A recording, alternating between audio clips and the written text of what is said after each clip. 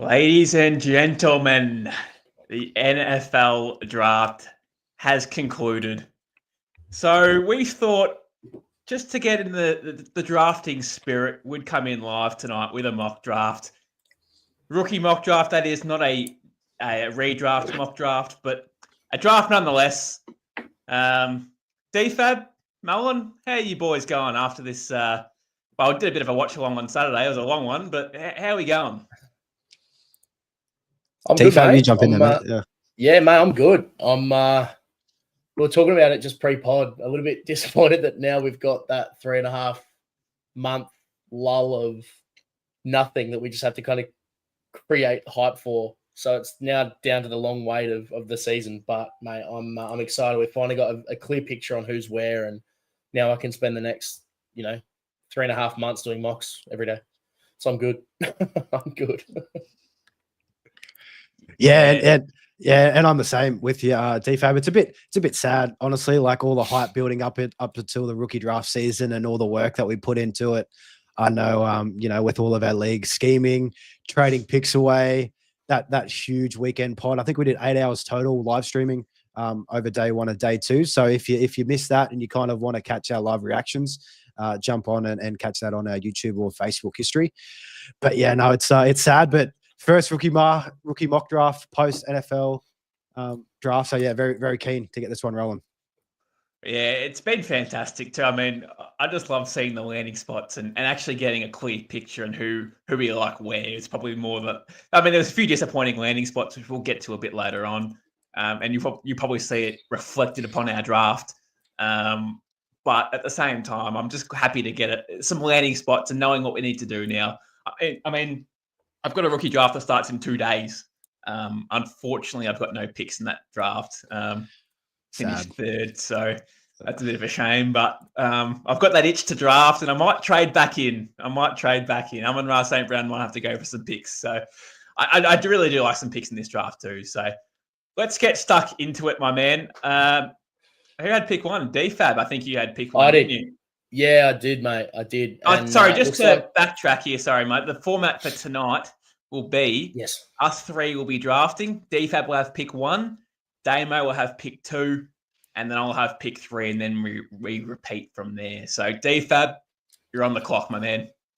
Mate, the 101 is the easiest pick in the draft this year. Ashton Jeanty, he was an absolute star. Everyone's known that he's going to be the 101 for a long time. He's got elite balance. He's one of the best that we can remember seeing coming out of college at breaking tackles and having that home run ability in the open field. I suspect he will be the focal point of the entire Raiders offense. He's going to be a workhorse. He's going to be a full 3-down back. He's going to have some monster workloads over the next couple of years. He's got the body to handle it. So for me, it's easiest slam draft button. Absolutely. I mean, this guy could be a Hall of Fame running back. That's how good he is already, right? I think he's the second highest paid running back already. Hasn't even played a snap yet in the league. Wild. They've invested big into him. Geno Smith's there. The receiving core isn't that great. It's really just him and Brock Bowers, and they signed a new OC as well, who's got a running back history of panning the rock. So they're just going to smash Jeanty. He'll get 20 plus carries a game quite easily. But we want to see more efficiency in goal line carries from Jeanty, which I think with this offense now with Geno Smith under center, we'll be able to see a bit of that for sure. And he could very well be a top 5 RB for the whole year, really. Yeah, I mean, we've been seeing already in Dynasty rankings, he's the number 3 guy behind Gibbs and Bijan in that list. And like we know the hit rates with these running backs that go within the top 10 picks, just to name a few, Saquon, Bijan, and also CMC, look how their careers panned out. You're getting an absolute home run hitter. You don't need to overthink this. Please don't draft anybody else but Ashton Jeanty at the 101. If you are holding the 101 and you are looking to trade back, please get a haul. Don't try and sell him for cheap. Like he's worth every cent, and he can definitely change your roster for years to come. Yeah, big time. Mullin, you're on the clock. Cool. So for me, just to continue with that running back trend, I'm super high in terms of running backs in this class in particular. especially the ones that have the first round draft capital. So for me at the 102 in pretty much every league that I'm running is Omarion Hampton for me. I just think that landing spot, and I know I'm kind of eating my own socks a little bit after I've been pounding the table for Najee Harris all off season. I was really hoping that he would come out unscathed, or at least with a lesser or a later round pick, but he's just completely nuked now in my eyes. I think Omarion Hampton, he's the clear number 2 in this class for me. And just with the Chargers' offensive scheme and how often they run that ball behind Jim Harbaugh and Greg Roman, I just think he's going to be an absolute slam dunk and just solidified 102 for me in all my rookie drafts. Mate, he's got like serious 3-down ability too, Hampton. So look, I wouldn't be shocked by about week 5, week 6, week 7 if he's the number 1 running back and takes over that Najee Harris. I think Najee Harris will start and probably get, it'd be 50-50 at the start, but I think Hampton by about week 6, week 7, week 8 even, we'll see 75% of those carries. He's very, very efficient. Home runs, pace as well, between the tackles. He can do it all. He's really a do-it-all running back, especially in a run-first offense as well. They're going to pound the rock big time in this offense too. They could very well see 40 carries a game. Probably overs, but anywhere between 30 and 40 carries a game easily. And they've solidified that too with getting Najee and Hampton. They've pretty much said that we want to pound the rock, which is all cool. If you've got Hampton, I'm cool with that. Yeah, 100%. I will say I'm not as dismissive of Najee Harris as a lot of pundits are. I think the one thing that probably is working in Hampton's favor at the moment is the change of scenery for Najee Harris. Historically, you see that there's a bit of a what's someone looking for? Like an adjustment period, trying to learn that new offense. It's essentially, that they're essentially starting over when they come in. So I will say that Najee has been this weird balance of overrated and underestimated consistently throughout his career so far. Don't fall into the trap of thinking that Omarion Hampton's going to be this straight out of the gate absolute world beater, but he's a fantastic pick, especially in dynasties. He's going to be an absolute star. Najee, I think he's 28. I have to double check that. He might be 27, 28. I think he's definitely 28 by the time the season starts. So at best, he's got 1 or 2 years left. So Omarion Hampton is a fantastic pick. And Najee Harris has got a 1-year deal too. So long term, Najee Harris is not the option here, and they've solidified that as well with the first round draft capital on Hampton as well. So and don't forget, the Chargers have one of the best offensive lines in the league too. So you combine that with a solid running game, you just know already how this is going to end, and this is going to end in just bulk carries, probably for both Hampton and Najee, to be fair. So, but I think long term, Hampton's a big winner out of this, and what can we see him being a top 5, top 10 running back for the future of his career? Absolutely, for sure. He's going to be the number 1 running back. If it's not this year, it's definitely 2026. Again, you just do not draft someone in the first round if you don't believe that. So, massive win on Hampton. I'm up here on the 103, boys, and I had a really good think about this. I do really like Travion Henderson, but I had to go with my man Travis Hunter at the 103. There was a few reasons why. He has been compared to Justin Jefferson's receiving ability. He's an elite talent, and they've traded up to get someone like that. So Jacksonville have already come out and said that they want to use him predominantly as a wide receiver. He's going to have a status in Sleeper where you can chuck him in your IDP if you are in leagues that are IDP eligible. Imagine putting Travis Hunter in an IDP position as a wide receiver. Genuine cheat code. Yes, he's tied down to Brian Thomas Jr. In an elite offense. I'm not too worried about that personally. Travis Hunter has probably got more of a better ability as such than Brian Thomas. Brian Thomas could be the complementary piece to Travis Hunter's game. So, in the red zone, this guy is unbelievably talented. He can he can get the ball at the highest point. This guy is really, really elite. And I couldn't pass him at 103, especially because I can put him in the IDP positions. Yeah, and I think for me, I love Travis Hunter here. I think he is in a tier with Omarion Hampton. Not too concerned at all that he also doubles as a defensive back.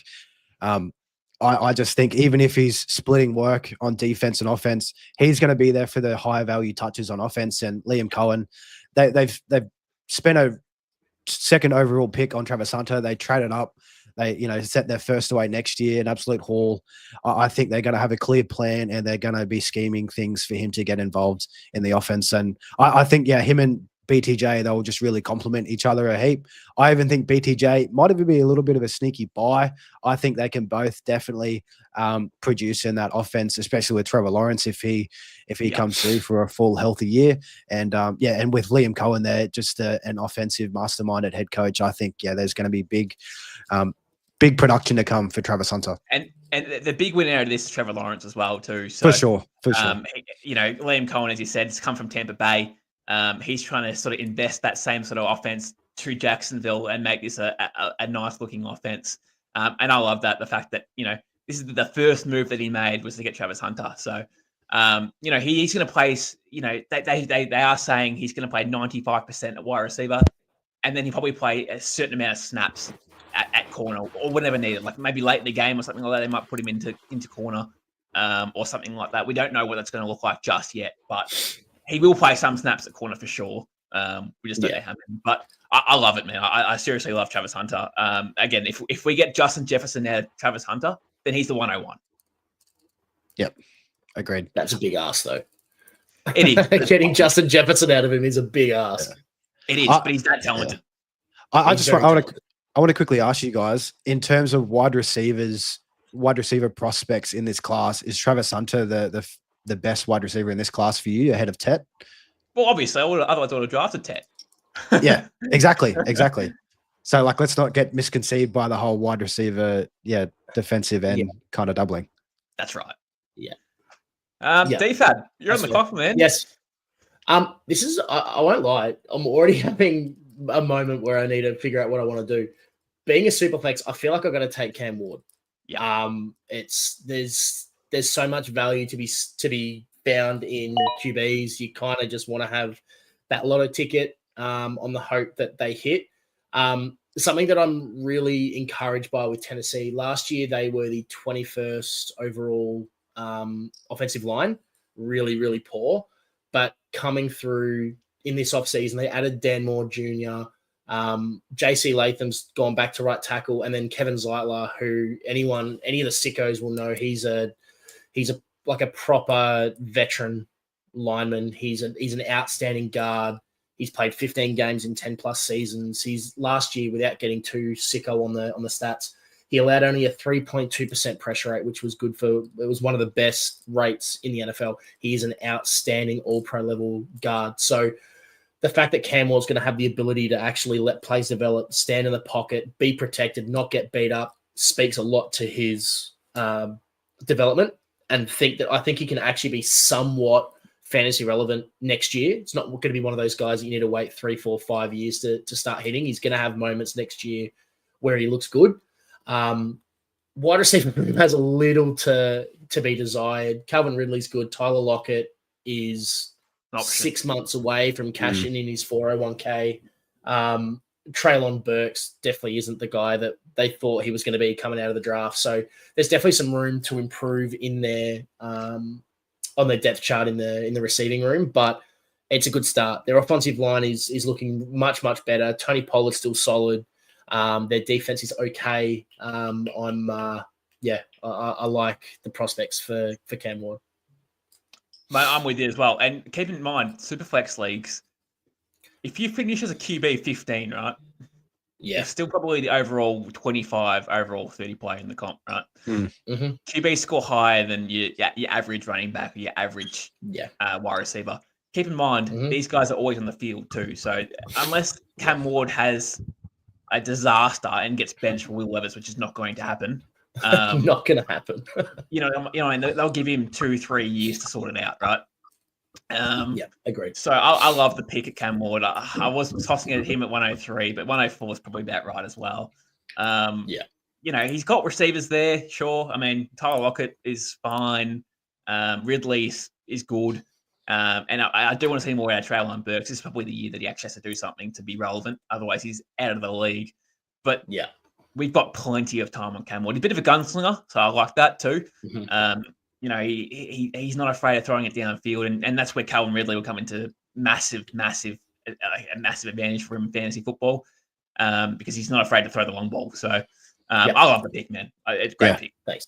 I think he also adds a little bit of sneaky rushing potential too, because we saw in college he loves to scramble. If he picks up 200-300 yards rushing, that also increases his floor. And you're getting the 101 overall pick in the NFL draft at pick 4 in your rookie in your rookie league. So I think you've got to be pretty stoked with the value you're getting there, especially if you're QB needy. You could do a whole lot worse than Cam Ward at the 104. So yeah, great spot. Mullin, you're back on the clock, my man. So for me, I'm so hot and bothered by these running backs in this class. I just can't get away. Yeah, for me here, it's a toss-up between Tet and Travion Henderson. At first, I know during the live stream, I wasn't too high on the Patriots landing spot for Travion. That's who I will be going at this spot. I will be going Trey Henderson. I think looking at what we've seen in Josh McDaniels' previous offenses, he loves to get the running back involved in the passing game, and that's where Trey thrives. And I just really think there's not too many other options. They've got Stephon Diggs. They added Kyle Williams. Hunter Henry's there, but he just kind of dawdles along. I really think Mav gets an absolute beatdown. His stock is just plummeted. He might look serviceable during the first couple of weeks, but once Trey gets a bit more acclimated into that offense, I think he's just going to be such a gun. And another thing I look for in my running backs, catches passes and is explosive as. Trey for me at the 105 is going to be pretty consistent in 2025. I'm actually shocked that you didn't mention anything about his pass blocking ability. Elite, yeah. Elite. That's what keeps him out in the field. So, I feel as though he's probably limited, maybe for next year, for rushing attempts. He might see between 7 to 11 carries a game, but he might have 6, 7, 8 catches for 50, 60, 70 yards. And in PPR, that's where you make your money. So, again, pass blocking is elite. That's what keeps him out in the field. And if that's what keeps him out in the field, he'll probably play second, third downs. Ramondre will be onto the bench because he can't do that. Ramondre also has technically 1 year left in his contract until they can get out. So 2026 onwards could be all Travion Henderson to the moon.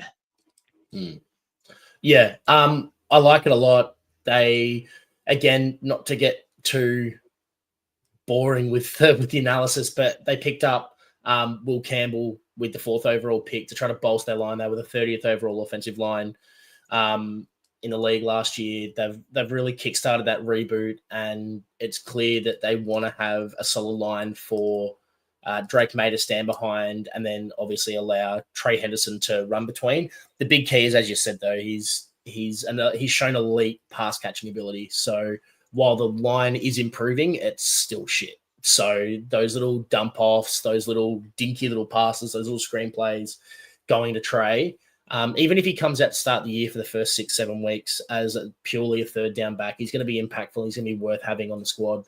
And he's going to have that home run hitting ability. I think he ran a 4.43. So he's quick too. So it's all guns blazing for Trey. Great pick. I'm on the clock, boys. And I've been tossing up. I really like Quinton Judkins. I really, really like him. He's probably stiff not to get picked here. But I can't go past Ted McMillan at the 106, fellas. I just cannot go past that. He's got literally the whole offense to himself at the moment. Yes, they got Chuba Hubbard there, and obviously Rico Dowdle as a complementary piece. But outside of Ted McMillan, they've got Adam Thielen and Xavier Legette. So he's the clear number one option on this offense. Bryce Young improved last year. I thought the second half of the year was quite good. I see improvement again this year. Under the same offense, Adam Thielen looked good at times. So and Ted McMillan at the moment is a 10 times better player than old man Adam Thielen. So he's 6'5". He can get the ball at the highest point He's very similar to a Mike Evans, to be honest. Very similar player comparison there. Instead, he can play inside as well. So he's a bit of a, he's probably more of an X receiver, which is fine too. No problem at all. But I just love the landing spot for Ted McMillan. He is the number one option. High draft capital. Tick, tick, tick, tick, tick. The only real question mark is probably Bryce Young, but I expect improvement there and this offense to keep moving on. Yeah, phenomenal pick. He's built to catch touchdowns. 6'5", 212, as you said. He's got the ability to stretch the field, but he's also quite a shifty route runner. Like he's not just a DK Metcalf kind of player where he can just run fast and kind of get the high balls over people. He's like a legitimately skilled wide receiver, understands how to have a well-developed route tree. He's going to be their focal point, and he's got the kind of upside where not year one, but he's got that kind of upside too. If all goes well, he could be that top 5 wide receiver in the comp. And as you said, he's going to have everything in this wide receiver room. We've been saying for 3 years that Adam Thielen's too old. The penny's got to drop at some point. Xavier Legette didn't show much, I don't think, last year to suggest that he's going to be the guy. So I think, Ted McMillan to the moon. As I said, Thielen was good in spurts. The second half of the year, when Bryce Young got better, so was Adam Thielen. So could you imagine what this looks like with a better option there in Ted McMillan? It could be scary hours if you own Ted McMillan at the 106, might I add. That is some extreme value. As I said, I was tossing that at the 103. Have no problem with Cam Ward or Travion Henderson there. They're all good players themselves, but again, this is probably how loaded this class is. It all depends on team needs, obviously, sure. But, Ted McMillan, Cam Ward, Travion Henderson, Travis Hunter, all wins. Amazing. Yeah, you can't really go wrong with Tet at all. One thing also to add in with that landing spot, the Panthers defense is so arse. So they're going to be in so many shootouts at the back end. Tet's just going to be eating up more targets in garbage time. He could have 140 targets in his first year. I don't think that's out of the realm of possibilities at all. And if he catches, 7-8 touchdowns, he could definitely be flirting with wide receiver 1 numbers right off the gate. Agreed. DFab. Yeah, this is an easy one for me. I think the next best is Quinshon Judkins. He's one of probably 3 players that I can think of that are going to come through and have an unimpeded route to being a 3-down back.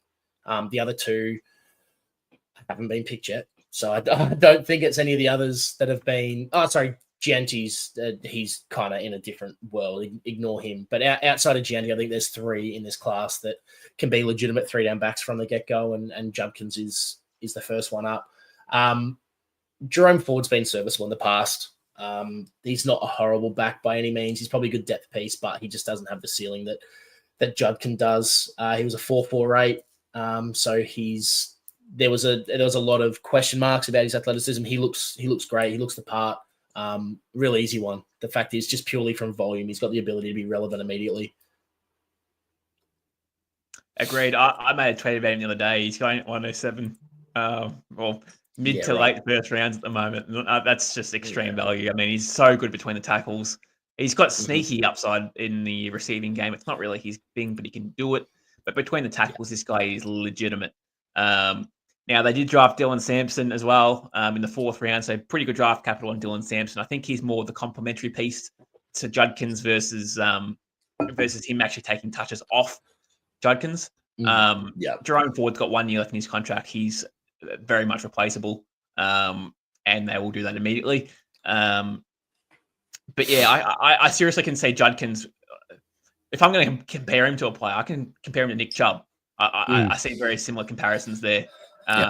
Ex-Brown to a new Brown. They're very, very similar. They're going to pound the rock this year too. The QB situation there is questionable. Yes, they've got 5 options, which is a lot, but it's questionable. Every option that you provide is questionable. So they're just going to pound the rock. And that's going to be Quinshon Judkins getting a lot of the action. And I even think with the addition of Dylan Sampson, it might be a similar kind of outlook to what Judkins was facing in Ohio State, being partnered with Trey. Definitely expect Judkins to get 70% of the work and be the focal, but Samson does kind of thrive more in that passing game, so in a bit of a change of pace guy. But yeah, love the comp with Nick Chubb. He definitely has that home run hit, and Browns, they've got no quarterbacks that are really serviceable there. They've got five. They could throw one of us in the mix and we could compete too with that job, but they're just going to be pounding the rock so much this year. And yeah, he could definitely have double-digit touchdowns straight out the gate as well. So it's definitely going to be valuable for fantasy purposes. Agreed. Yeah, I've got to say very quickly before we move on, have you guys seen the footage going around of Nick Chubb at the moment? No. Oh, him just doing like ridiculous stuff in the weight room. Him like doing jumping drills and hitting his head against the roof, like ridiculous stuff. He's surely he gets on somewhere.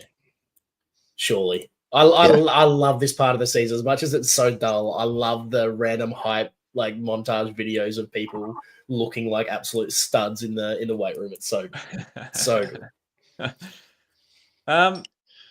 Mullin. Cool. So for me here, can go a couple of different options. With it being tight end premium, I think this is a very good spot for either Loveland or Warren. But because my kind of philosophy, I'm not too worried about the tight ends. If I don't have Trey or Brock Bowers, I'm just kind of fading these guys and I'll plug and play where I want to. I really love Emeka Egbuka in this class. So I'm taking him at the 108. This is the highest that I would take Egbuka. I think in a lot of drafts, I know I've already had a couple rookie drafts already. He tends to go between that 111, 112. That's kind of his safe spot. I think that's an absolute slam run hit. Willing to take him as high as the 108 here. I just think looking at his landing spot, yes, it looks crowded at first, but Mike Evans is in the last year and he's going to be 32 heading into the year, maybe even pushing 33. He was injured a little bit last year. I think, for him to play half of the games this year is very wishful thinking. I think with this pick 2, they might not be too optimistic with Chris Godwin and how he's going to be progressing with his health by the start of the year. And I think they've just seen what Baker can do with good weapons, so they're just going to keep giving Baker what he wants. Talk of the town was this draft class was that Egbuka was such a high value in a lot of places for general managers in this league, and for Tampa to go out on a limb and take them 19th when they didn't really have glaring needs, but I think their needs on defense probably outweighed the offense. I think this is a pick for the future, a pick that they absolutely love. And I think he could even be a wide receiver 2 candidate in his rookie year, depending if Mike Evans cops a few injuries and depending on Godwin's health. But he definitely slots in that wide receiver 3 role in that room, and he could push for number 1 by the end of the year. Yeah, interesting. I like it. Don't get me wrong. And look, Mike Evans got 1 year left in his contract. Godwin just signed a new deal, but we're not sure if he's going to be back early on in the year, which is fine. Emeka Egbuka is obviously a project, right? I don't think he's going to be immediately off the gates. I think he's going to be sitting on the bench for a majority of the season for your fantasy lineups. But for 2026, and we're playing Dynasty here, not redraft, Dynasty. So for 2026, he's probably has the ability to be the number 2 wide receiver, potentially number 1 behind Chris Godwin, but we don't know how good he's going to be just yet. And Mike Evans might not even be in the house. He might be retired or he might be somewhere else chasing a championship, depending on their situation. I really like him. He can play inside, man. He can play outside. I think he's probably better suited to play inside, personally. But he can do it all. He's got insane top pace, and route running is just unbelievably good too. So I was a bit disappointed with the landing spot, if I'm being honest with you. I really was, but I'm optimistic that this guy could make something out of a dynasty. Like at 108, he could be. As you said in the Twitter post the other day, mate, he's got the same trajectory as JSN, right? JSN was behind DK and Lockett for a year, 2 years, and now he's the number 1. I see a similar pathway there for Egbuka. I really do.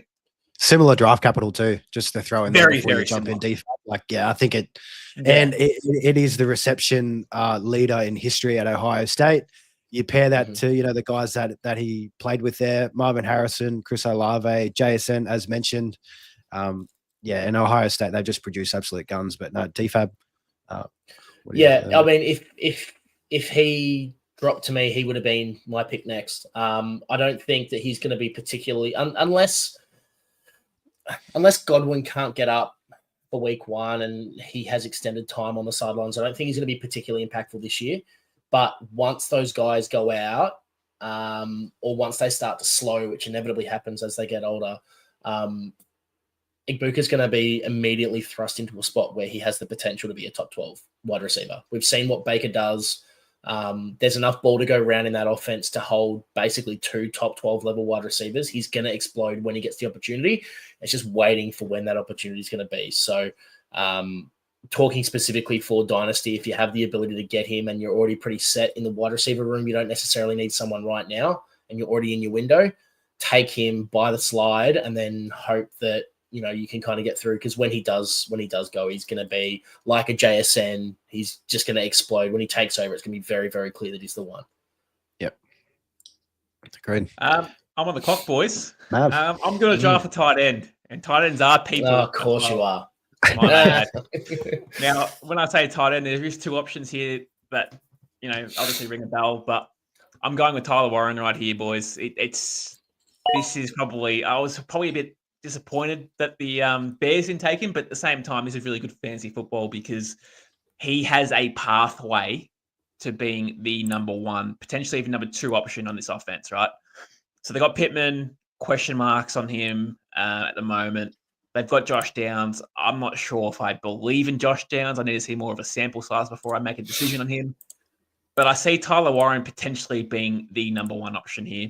His college career was amazing. He amassed, 1,200, 1,300 yards last year, and I think it was 8 or 9 touchdowns top of my head. I don't know how many it was, but I'm just guessing. I think I'm pretty close. Yeah, it was 8 touchdowns, yeah. Yeah, and 1,200 yards, I'm guessing? Yeah, 1,233, yeah. So that's elite.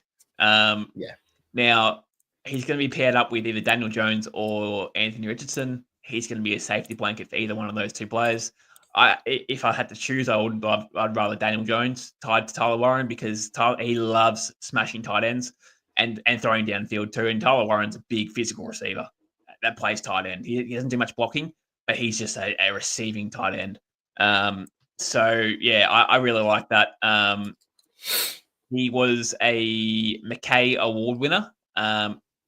And these tight ends, so Mark Andrews, TJ Hawkinson, Harrison Bryant, Kyle Pitts, Trey McBride, Brock Bowers got it twice, and then Tyler Warren.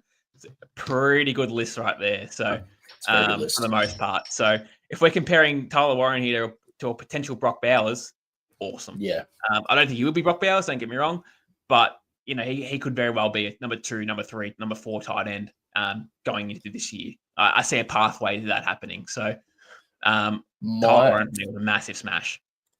Sorry, I nearly went too early there. My biggest concern with Tyler Warren, he's definitely got the skills, he's got the frame to be able to do it. The issue I have is relying on Anthony Richardson and Daniel Jones to throw the ball. That is, for me, arguably the worst quarterback room in the NFL, and I don't buy that Browns? Anthony Richardson's going to come good. Well, they've got enough there that surely someone has to be somewhat capable at some point. I like Shedeur Sanders more than I like anyone that the Colts have got. I really do. I don't like Anthony Richardson. Maybe it's because I got burnt with Anthony Richardson last year.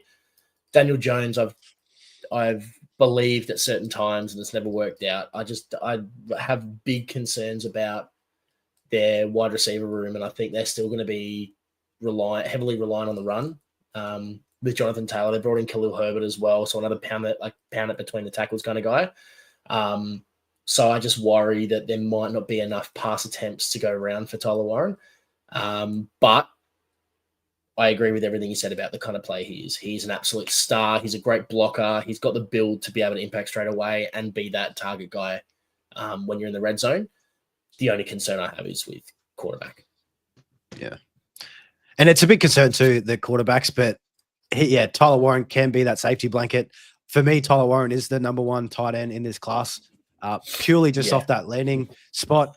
For me, I don't think Colson Loveland can really compete with DJ Moore and Robert Dunze to be a top 2 target. But Tyler Warren, like Mav mentioned earlier, he definitely very well could be the number 1 target in this offense. And in Dynasty, you want difference makers at the tight end position. You don't want people, you don't want players floating around that back end of tight end 1 kind of rankings. You want a guy in a top 4, top 5 spot, and Tyler Warren definitely has that ceiling in my eyes. But yeah, that big question of Anthony Richardson or Daniel Jones. It doesn't bother me, boys. It doesn't bother me. It's the safety blanket, right? Yeah. I love using tight ends. So Tyler Warren, like if I'm a Josh Downs or a Pittman owner, I'm probably a bit more concerned. But tight ends, generally you find them first. They're big boys, and especially Tyler Warren, yards after catch is his specialty. He loves being a physical tight end. So he'll garner 5-10 yards just from his brute strength versus anyone else. So it was hard to pass up on him in there, boys. It was very hard. Yeah. The upside's there. You got to take him at that spot, I think. Yep. You wouldn't want him to slide too much further. DFab. All right. So, first reach of the draft here, boys. I'm going to sound like a homer here, but I'm taking RJ Harvey here. I was already was pre-locking that one in, mate. Yeah, you knew. I think I've seen a couple of different pods and a couple of different creators say that he's going to be the most talked about running back coming into this season. And I think you'll see him shoot up draft boards the closer we get to the year. I've had a big chat about him on X already, but he had 2 straight years of 1,400 rushing yards. He's got great receiving skills. It screams Alvin Kamara with Sean Payton. I think he's going to be utilized the exact same way. He's running behind the best offensive line in football. I don't think there's enough competition for him in that backfield for him to have any real concerns. I wouldn't be surprised if they do open the year up and be a little bit conservative and give Jaleel McLaughlin or even Audric Estime a bit more run, just to kind of respect the fact they've been there. They know the playbook a little bit better. But I think RJ Harvey's going to get an opportunity really, really quickly. And he's so dynamic. He's so athletic. Sean Payton loves a run-first offense. He likes those dump-off little bubble screens and passes between the hashes to the running back. He likes having an offense that's slightly different and non-reliant on wideouts. Which probably speaks to why they didn't spend any draft capital on getting a wide receiver. They just don't see the requirement in doing so. I think there's going to be a lot of reliance on RJ Harvey, and Sean Payton likes to keep the same running back out there. He likes a 1 running back system. So, RJ Harvey to the moon. I think he's an absolute slam lock as someone that can impact winning immediately. And he's elusive. He's patient. I don't think he's going to get hit very often. So he's going to be a running back you can count on for a long period of time. Touch wood. Touch wood. Yeah. So he had 2 fumbles in 2024.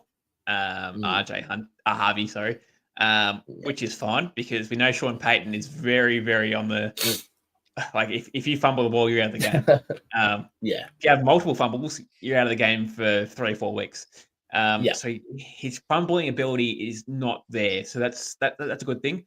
The one knock that I've got on RJ Harvey for Dynasty, he's 24 years old. It's an old running back in Dynasty. So you might only get 3 years, maybe 4 years out of solid production out of him. Cool, take that for what it is. If you're contending, sure. Because we're at 110 at the moment. If you've got 110, I dare say you've either traded back to get it, or you're contending and you still have a first round pick, and you need somebody in your team and insert a running back into your team that will help you contend right now. And he'll do that. Yep. He will absolutely do that. The Denver Broncos, very solid offensive line, paired up with Bo Nix there. I love the spot. I don't love the age, as I said, but the spot makes sense at 110. Production-wise, has the ability to be the number 1 running back. McLaughlin doesn't really scare me too much, if I'm being quite honest with you. I would be 100%. shocked if the Broncos don't sign another running back. I wouldn't be surprised if we see J.K. Dobbins on this team, or maybe Nick Chubb, as we mentioned before, as a complementary piece to help out RJ Harvey. But the good thing is they invested draft capital into him, and they probably what was he, second round, late second round? Second round. Yeah. So that's a lot of draft capital in a running back. Second round picks are good. That's a lot of draft capital in the NFL, second round picks. So they believe in RJ Harvey. It's clear. Yeah. And I just don't want us to get away from the receiving upside too on this offense for the running backs. Time. Like just looking at Javonte, he had 70 targets and 52 receptions last year. Like if RJ is getting that kind of volume just in the receiving game alone, I think that's just so valuable for fantasy. And for Sean Payton to come out, take this running back, which for a lot of people might have seemed like a little bit of a reach compared to what of the remaining running backs were left on the board. But there's been notes that have come out that Sean Payton watched hours and hours of RJ Harvey tape before making the picks. So yeah, he just must be absolutely enamored for this guy, and we know how much he loves his running back. So yeah, love the spot here at the 110. Agreed. We've just lost DFab for half a second. I imagine he would be joining back in. But are you on the clock? You're on the clock. I'm on the clock. Yeah. So for me, I'm just going to keep it very consistent. Meat and potatoes, running backs of this class. I'm just trying to target running backs, all in the first round. For me, I'm going with Caleb Johnson at this pick. I just think this fit at the Steelers is just such a hand in glove kind of match made in heaven. Caleb Johnson, he absolutely thrives in outside run zone scheme plays, and the Steelers run the 8th most outside run scheme plays in 2024. So I think he's just going to complement their needs there very highly. He's a bigger guy.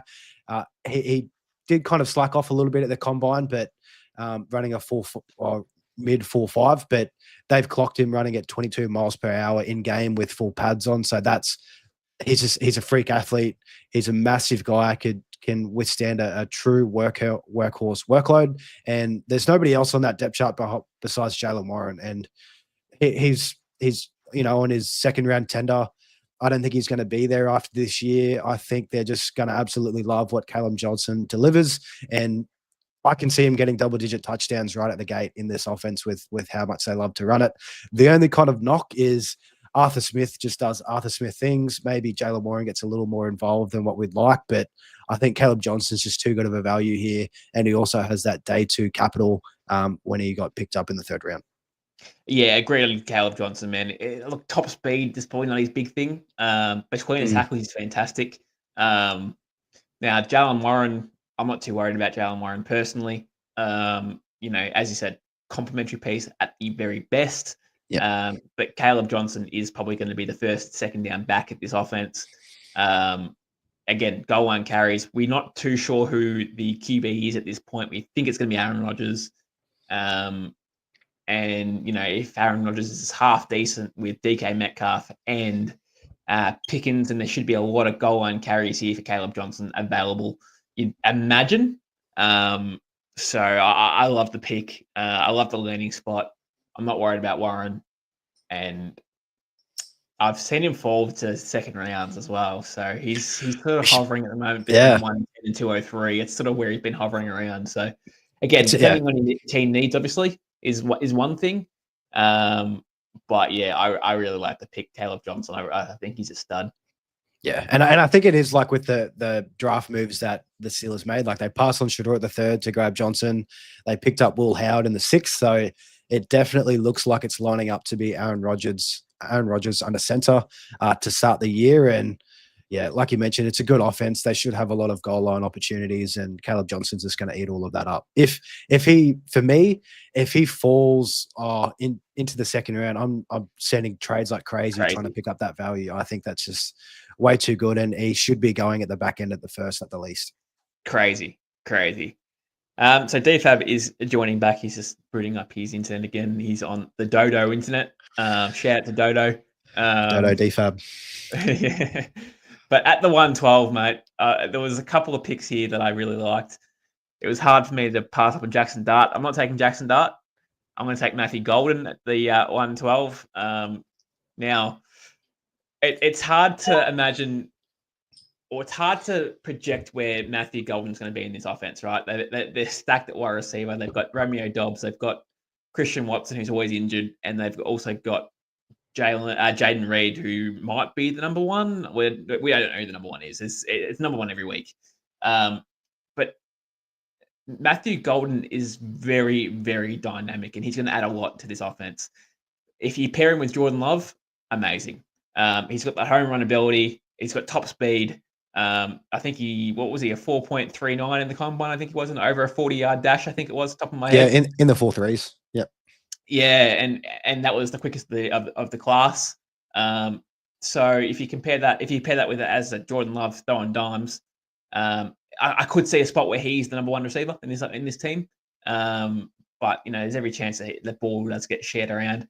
I feel as though he might be touchdown dependent, sure.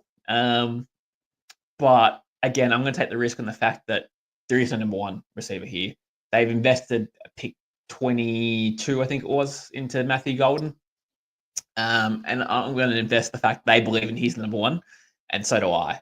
So I think this is a good pick at this point. Yeah, and for Green Bay to come out and take a wide receiver in the first round, that hasn't been done for them. I think it's in 22 or 23 years since they first took a receiver in the first round. So for them to come out on a limb and take that shot, it speaks volumes to what they kind of have in mind for how he's going to be used. And like you said, the wide receiver room is wide open. He definitely could be the number one guy at the end of the year. Just to push back a little bit, that's probably why I'm a little bit hesitant on Golden. They picked up Savion Williams too later in the draft class, like another wide receiver. I just don't know what the plan is.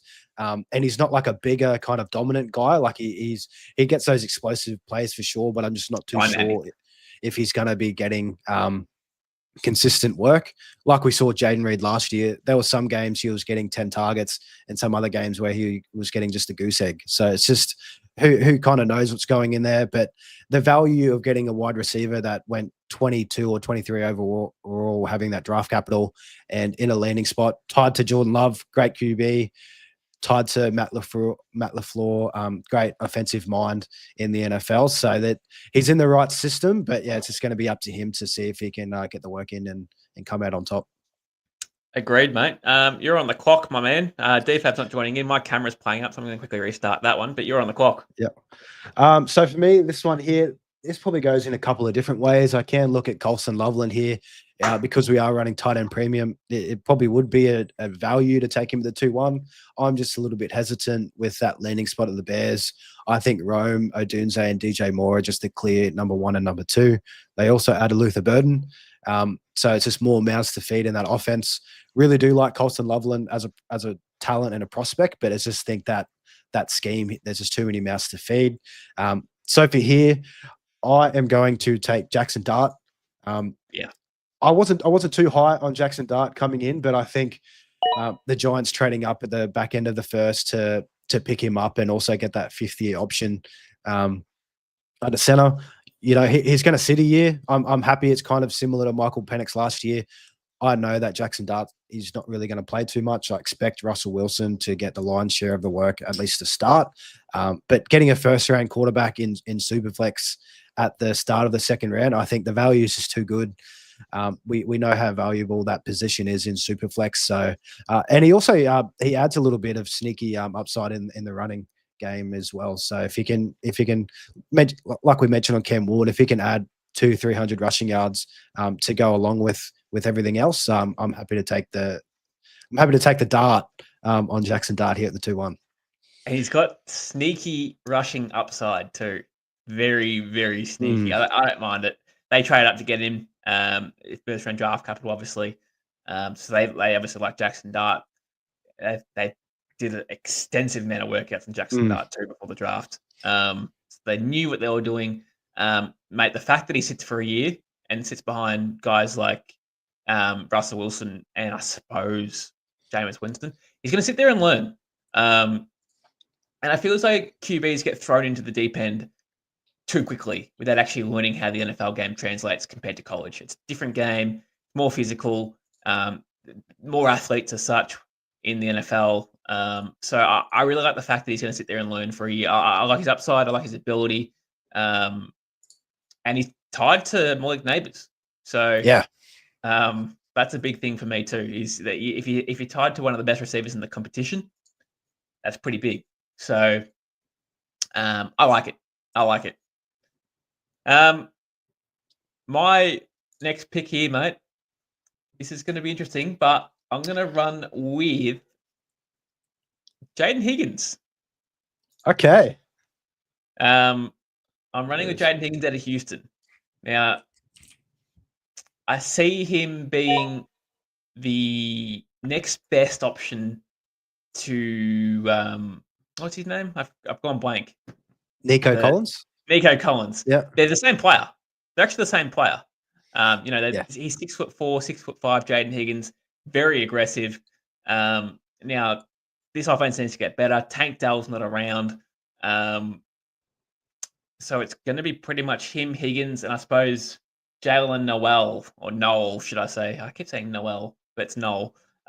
So he's paired with CJ Stroud, so CJ Stroud doesn't mind flinging the ball around. Stephon Diggs was fine before he got injured in this offense as being the number 2. And obviously Nico Collins is eating. I probably don't see a world where he goes past Nico Collins personally.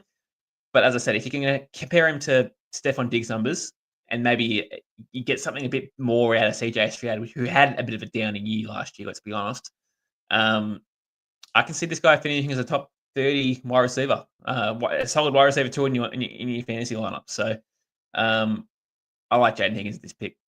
Yeah, I love the spot, and I think in this kind of range in the start of the second, going into the mid of the second, there is a lot of kind of wide receivers that float around the same tier. It's more so just pick your flavor. Who do you like more? With Higgins, tied to CJ Stroud, we absolutely love to see that, and seeing how that offense ran last year when all of those 3 wide receivers were healthy, in Diggs, Nico, and Tank Dell, they all kind of ate.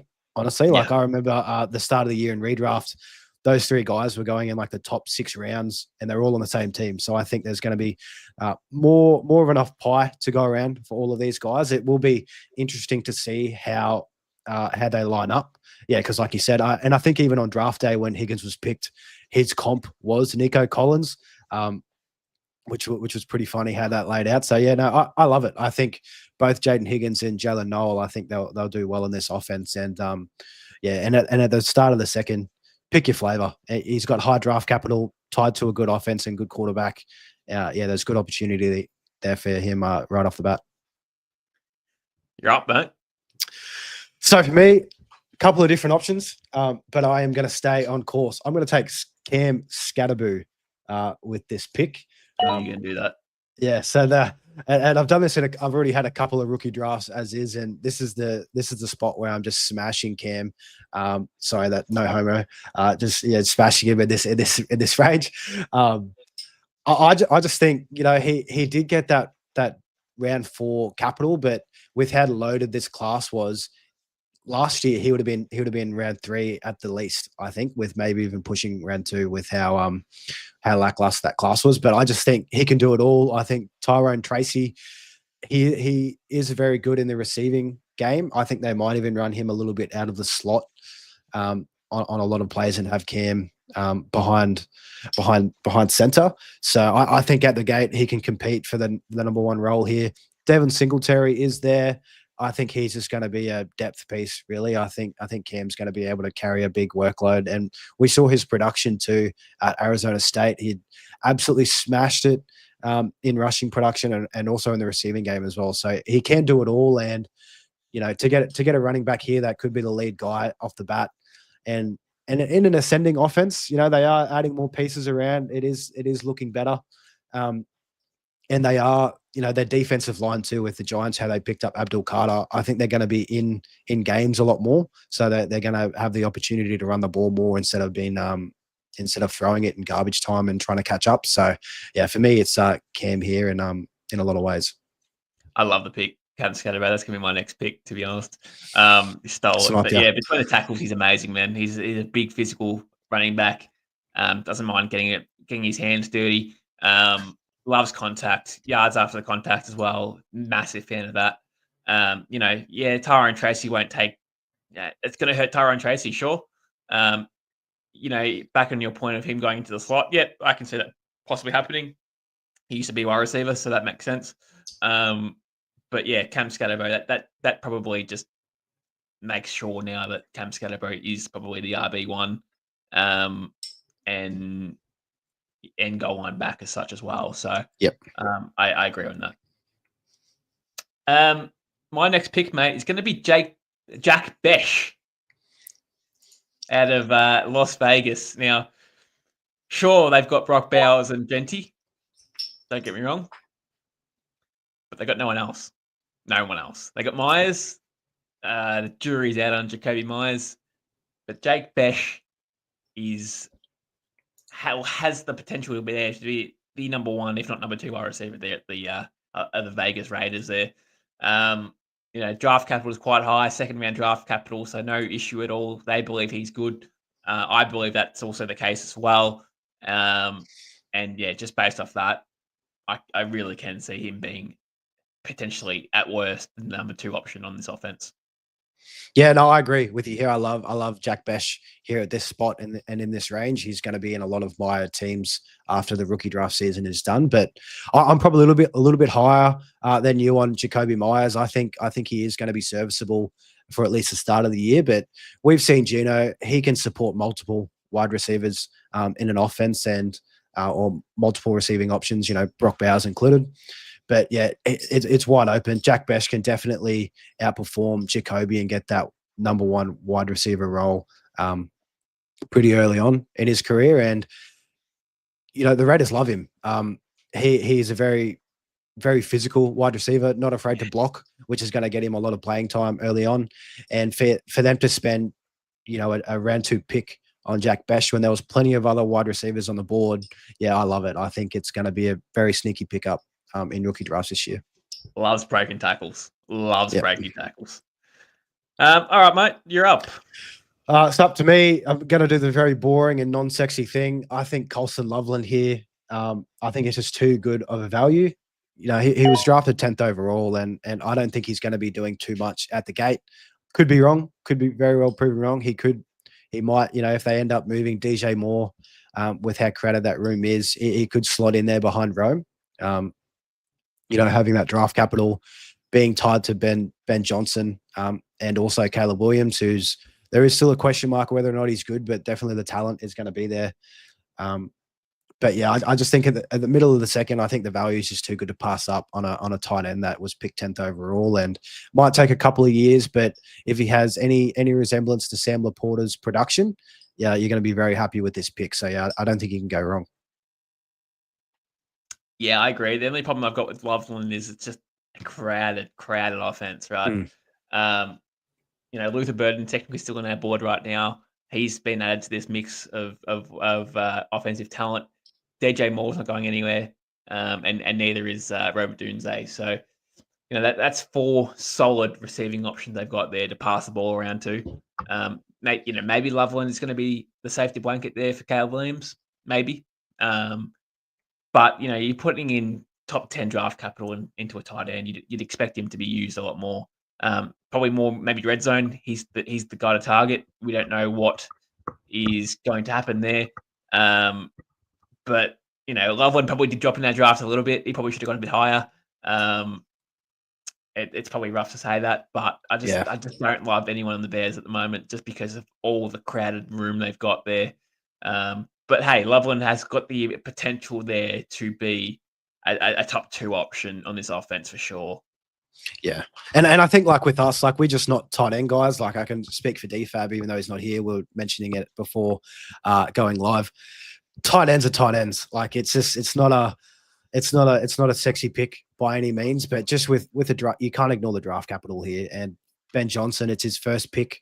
As he's been stated as the new head coach of the Bears. So it's a big statement for him, but yeah, it's just going to be, too many question marks to see how that production is going to lay out. And yeah, I'm too high on Roma Dunze and DJ Moore to think that he's going to, take away targets from those guys. So it'll be an interesting one to watch for sure. But if anything, Caleb Williams is a huge winner post draft. So yeah, if anything, it's just going to benefit him.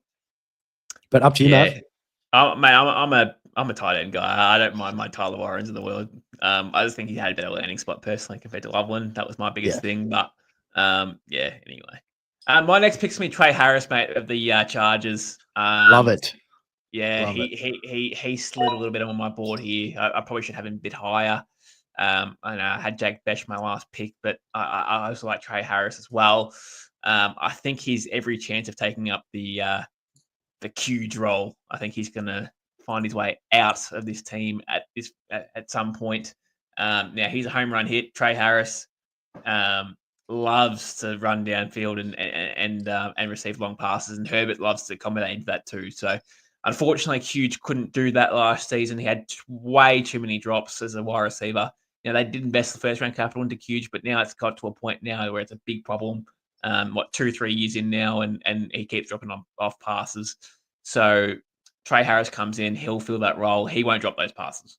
So this is the right offense for Trey Harris to enter. Look, Keenan Allen might join in at some point. There is rumors of him circling that he might make the return, but Trey Harris long term is legitimate too. So what is that? 1, 2, 3, 4, 5. At 206 bargain. Yeah. Huge fan of Trey Harris here. Huge is definitely dead. I just love how Trey Harris compliments Ladd McConkey as well, because Trey Harris, he absolutely eats up on the outside of the field where Ladd does his best work up in the center. And just looking at Quentin Johnson's stats last year, he had 8 touchdowns. And I think, and that was only in 15 games. Like if Trey Harris can get 8 touchdowns at the gate, he's a much better wide receiver, I think. On paper, and he's got much safer hands. So if he can produce better than Quentin Johnson and kind of snag those touchdowns from him, I think at the 2-6, absolute steal. I've got him ahead of Jake Besh personally. But yeah, I think Trey Harris, great spot to take him. Agreed, mate. You're on the clock. Okay. So for me, there is a couple of options. Luther Burden, in terms of his draft capital was taken early in the second round by the Bears. Again, similar to Colson Loveland, it's just too many mouths to feed. And I think Luther Burden, he's a manufactured touch guy. I think he probably is going to play the slot more. I know I've seen some other analysts out at the media saying that, they're comparing Amon-Ra St. Brown to Luther Burden. Please don't. I think they're just two completely different. I think Amon-Ra, when he was coming out, he was just a different beast compared to Luther Burden. So to say that Burden's going to be Ben Johnson's, Amon-Ra on the Bears, I think that's just, I'm definitely not in that camp at all. But so for me here, going to stay on topic. I'm going to take Bashaw Tootin.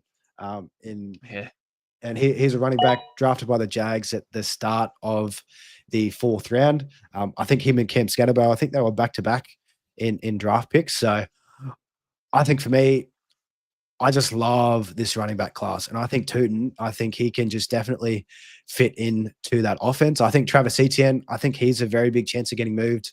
And Liam Cohen, this is his offense now. This is his guy that he's picked.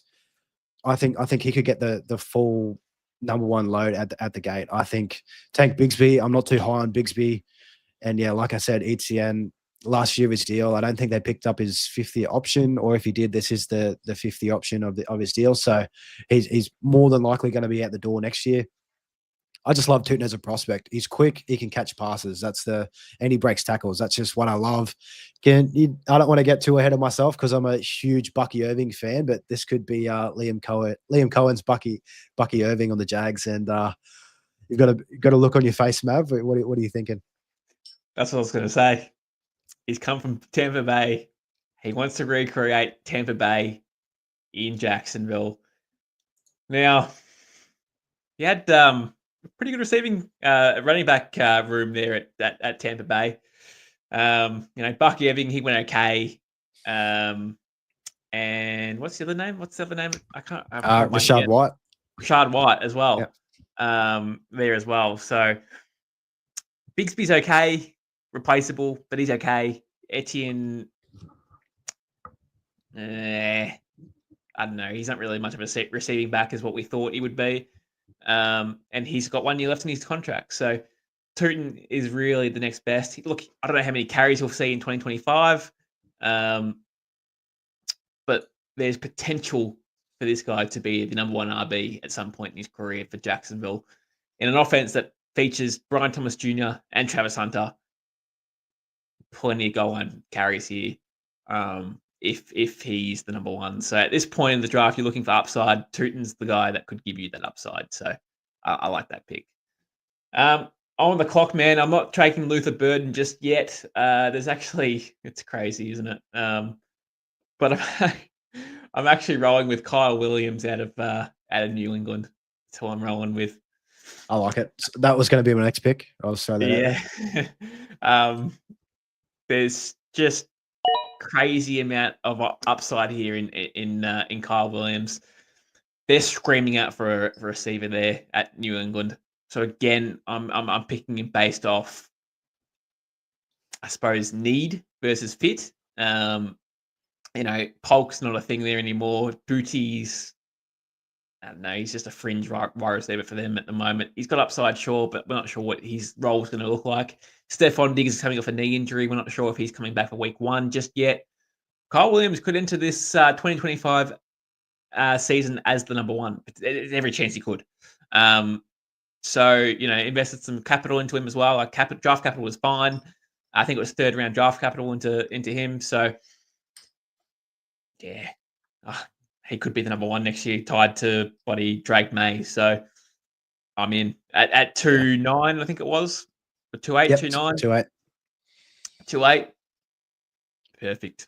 Yeah, at this spot of the draft, you've got to go for pure upside. You've got to take your shots, and he definitely is in an opportunity where he can succeed and be that number one receiver in New England. Besides Stephon Diggs, there is nobody else. I think Trey Henderson is definitely going to get a lot of receiving work, but Kyle Williams definitely can slot in and be that number one target in the wide receiving room. And I also love coming into this landing spot. They do have that veteran presence in Stephon Diggs, so they're not going to ask for the world of Kyle Williams off the bat. He can have a bit of a slower start, try and get a bit more integrated, hopefully pick up a few things from Stephon Diggs, and then from there he can hit the ground running. So yeah, I love the pick here, and you put me in a bit of a spot because that's where I was going home and home. So nice pick there, Mav. Nice pick. You're on, man. Well, for me, it is my pick, but I'm also going to do this one for DFab. He is a big Luther Burden guy, and I would take him in this spot with how the draft is laid out. Like I said, don't love the landing spot, but you just can't ignore that draft capital. Early 2nd round pick. Ben Johnson picked him for a reason. It might not be this year that he gets a lot of work and a lot of love, but if they move on from DJ Moore at the end of the year, he could slot in. They're very similar players. Another guy on draft day who was comped to a player on his team in DJ Moore. So definitely is going to be a need.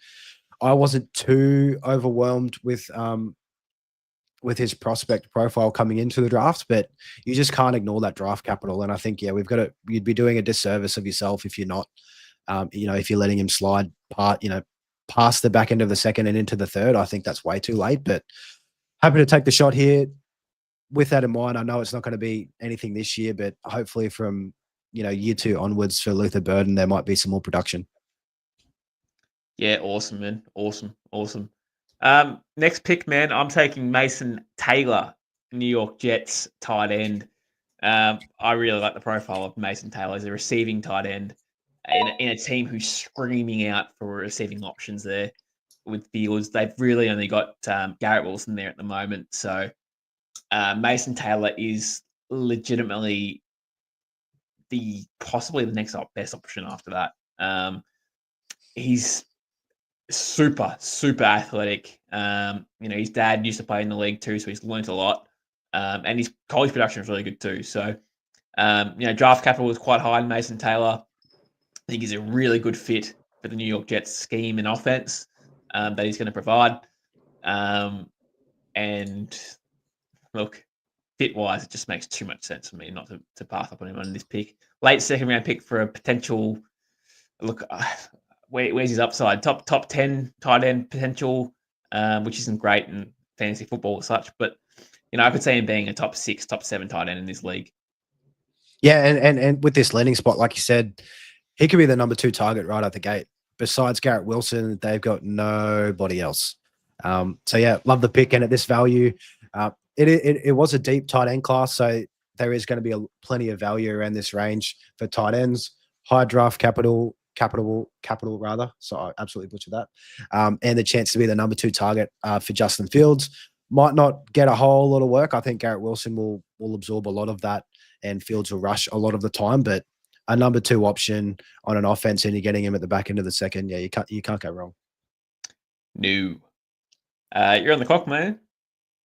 So for me, I'm going to take a wide receiver, a little bit off brand this draft, but I'm going to take Jalen Noel.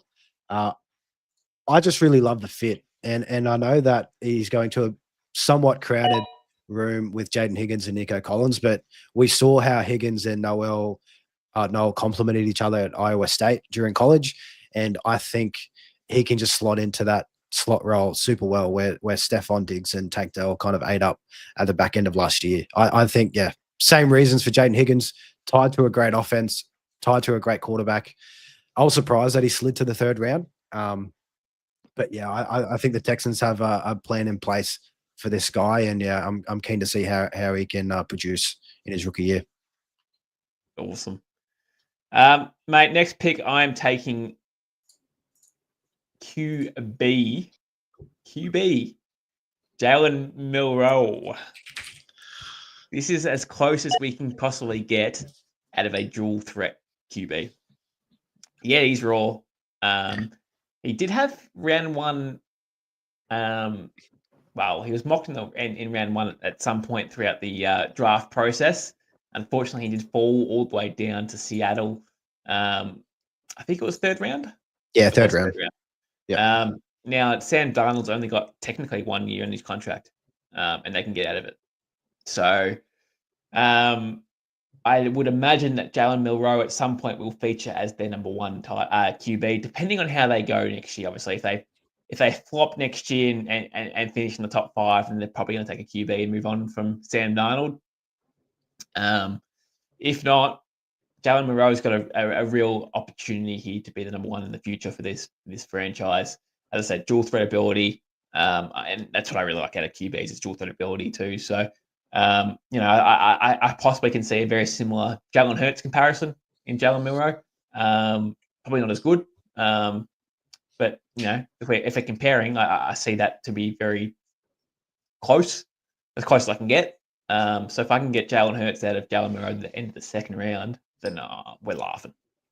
Yeah, he could be a home run hit. And I just love the fit because Mike McDonald, he came from Baltimore Ravens, and look at Lamar Jackson. When he came out, he was just all rushing and he could pass, definitely better than Jalen Milroe. But he kind of knows how that will look and how that translates in the NFL. And he's got a chance to just sit behind Sam Darnold. He's got no pressure. He can sit for a year, can work on his accuracy and decision making and all that kind of stuff. But yeah, I think with these guys, if Darnold was to kind of go down or if he's not performing, the offensive scheme of the Seahawks is they're just going to absolutely run the ball, and he just fits that so well. So even if he only throws the ball 20 times, that's fine. What he can do on the ground and how he can open up lanes that way is just going to be phenomenal. So yeah, a home run hit. The ceiling for Jalen Milroe is absolutely through the roof if it can pay off. You're right, mate. We'll get through this. We'll just do 3rd round and final round. We'll go through this pretty quickly. You're on the clock. Who's your first pick of the 3rd round?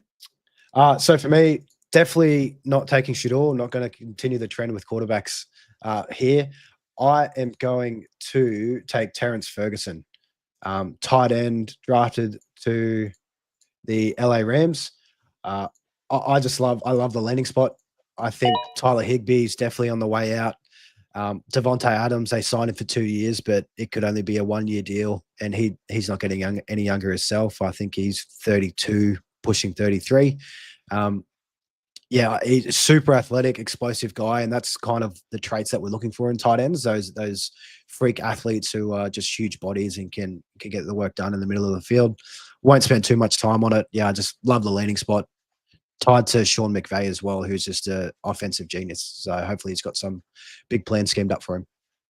Lovely, mate. Now my next pick is Jaden Blue out of Dallas Cowboys. Is my next pick. Just based off real fit. They haven't got a young running back at all on this team. There's no running backs at all worthwhile. Jaden Blue didn't start many games in college as well. I think he only started 6 or 7 games in college, but produced when he got touches. So I just see him as, I don't know, he probably won't start from day one. I'm not saying he'll start at all, but I can see a spot where he gains more touches as the year goes along and becomes the RB1 eventually. Again, at round 3, we're looking for potential here. Otherwise, we would have taken him higher. But yeah, Jaden Boyer, I can see a world where he could become the number 1. I see a pathway. Yeah, me too. I see it. He's only competing against Javonte and Miles Sanders, so the room's well and truly wide open, and he's got wheels. I think he ran like a 4.28, or he's got wheels in the early 4.3s. He can catch passes as well, so we want explosive pass catching running backs, and in the 3rd round could be a lottery ticket. But I'll jump into my pick here, Mav. I'm not loving the pick. I'm taking Tyler Shuck, purely just because it is super flex. He did get early 2nd round capital, even though the hit rates on 2nd round QBs isn't that high. He very well could be the Saints starting quarterback to start off the year. We've seen the rumors of Derek Carr with his shoulder could miss the whole season, and it sounds like he wants to get out of New Orleans anyhow. Head coach Kellen Moore, this was his kind of flashy pick coming out. He really likes Tyler Shuck by the sounds of it. So he can pass. He's got a cannon. It's just going to come down to injuries. He was very injury riddled during college, but if I'm getting a starting quarterback in a Superflex league at the start of the 3rd round, I just think you can't go wrong. Yuck. I'm moving on to Shedeur Sanders in my next pick, mate. I'm going with Shedeur. He probably should have gone again in front of Shuck anyway in the NFL draft. Yeah. But he only fell because of his personality. It's literally the only reason why he fell. He can play. He seriously can play. This is a team who is very QB needy.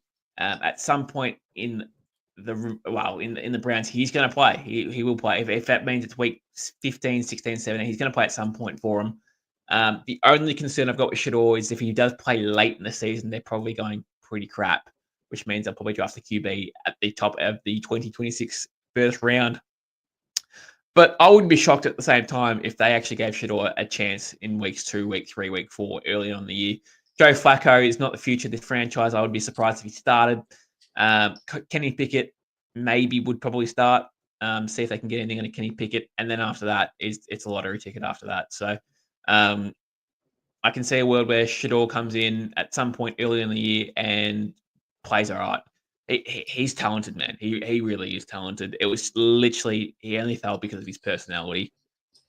He's got the highest upside out of all these QBs that we just mentioned in Shuck and Milroe. I'm not sure if he's higher than Jackson Dart. I don't mind Jackson Dart personally, but he's definitely high. He got higher upside than Shuck and Milroe personally.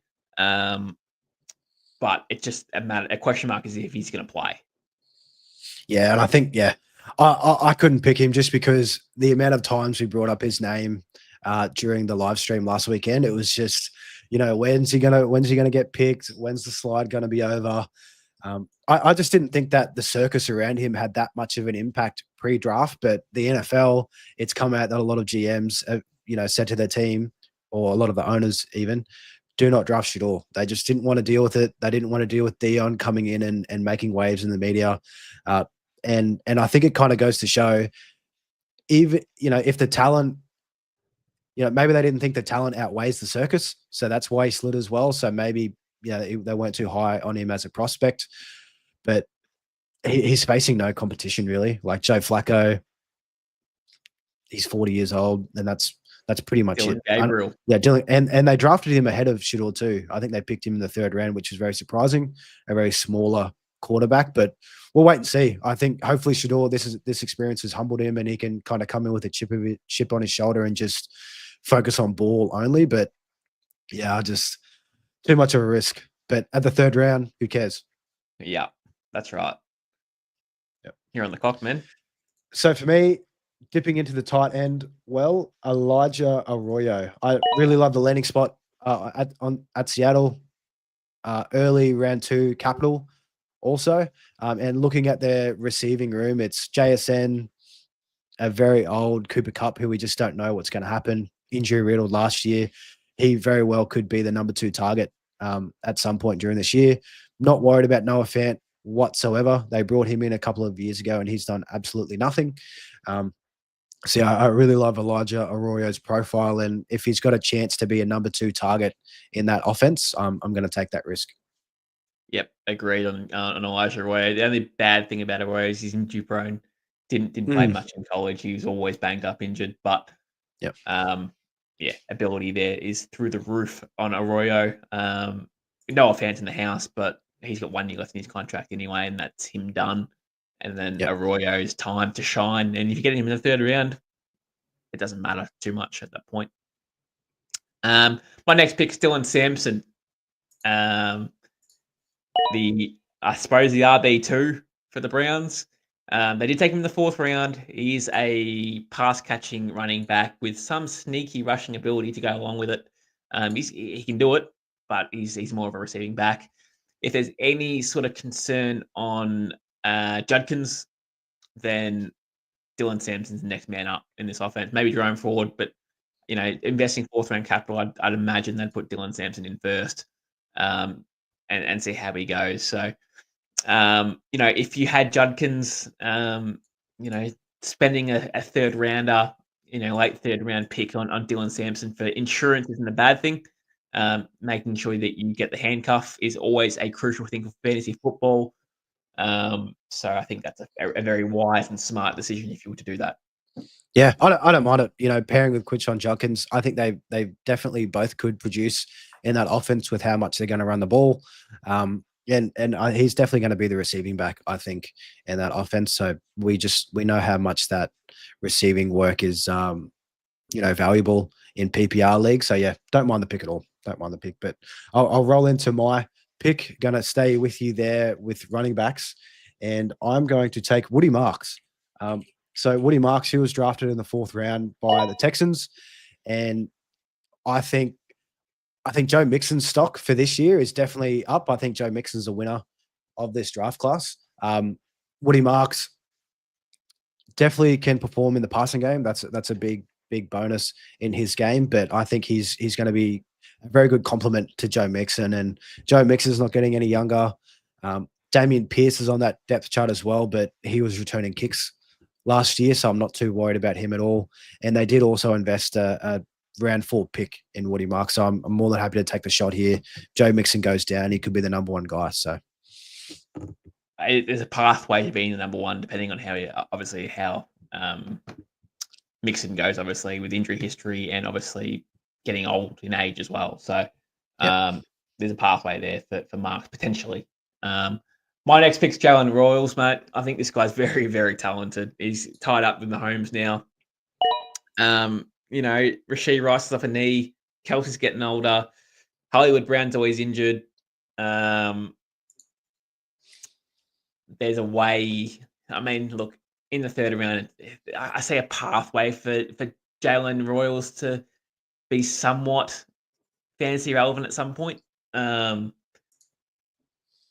to Mahomes is obviously one thing, but he's probably the 3rd or 4th option. So he's probably not going to give you much early on, but I'm talking pathway into being a fantasy relevant player. I can see that happening. Yeah, and he's tied to a great QB in Patty Mahomes, great offensive mind, and Andy Reid.